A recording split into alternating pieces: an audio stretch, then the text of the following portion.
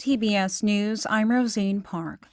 South Korea's Joint Chiefs of Staff says North Korea fired off a ballistic missile into the East Sea. The JCS said the projectile was launched around 10:20 a.m. from the port city of Sinpo in South Hamgyong Province. It did not say what kind of ballistic missile was fired, but it could have been launched from a submarine, as Sinpo is a major naval shipyard.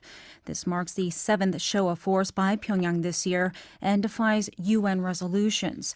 It comes amid apparently improving inter-Korean relations, while dialogue between the regime and the United States remains stalled despite Washington's stance that it remains willing to talk with North Korean officials anytime, anywhere without preconditions.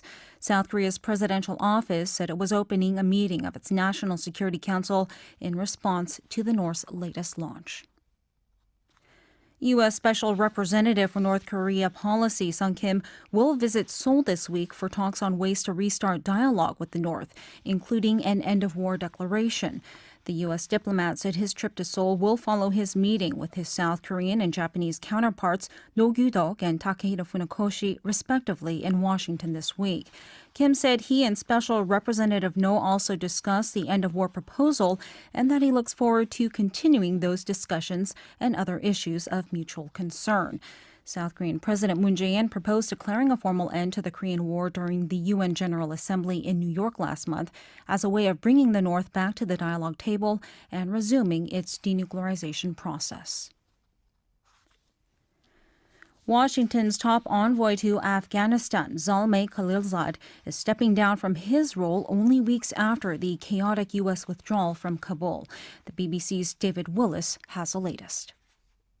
Zalmay Khalilzad was the architect of the Trump administration's peace deal with the Taliban, an agreement that was negotiated, of course, without the input of the Afghan government and which paved the way for a full U.S. troop withdrawal in exchange for the Taliban agreeing not to target U.S. troops.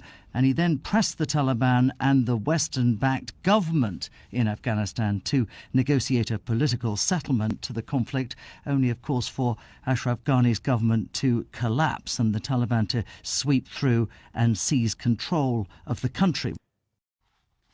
Korean health authorities have reported another day of around 1,000 new coronavirus cases, raising hopes about the beginning of the end of the fourth wave of the pandemic. The Korea Disease Control and Prevention Agency said 1,073 new infections were confirmed in the last 24 hours, including 777 from the Greater Seoul area and 25 imported from abroad. The latest raised the cumulative total in the country to 344,518. The loss of 21 more lives to the virus raised the death toll to 2,689.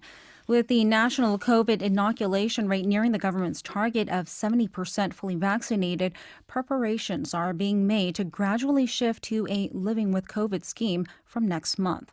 More than 78% of people in South Korea have received one dose of a vaccine, and over 65% have been fully vaccinated.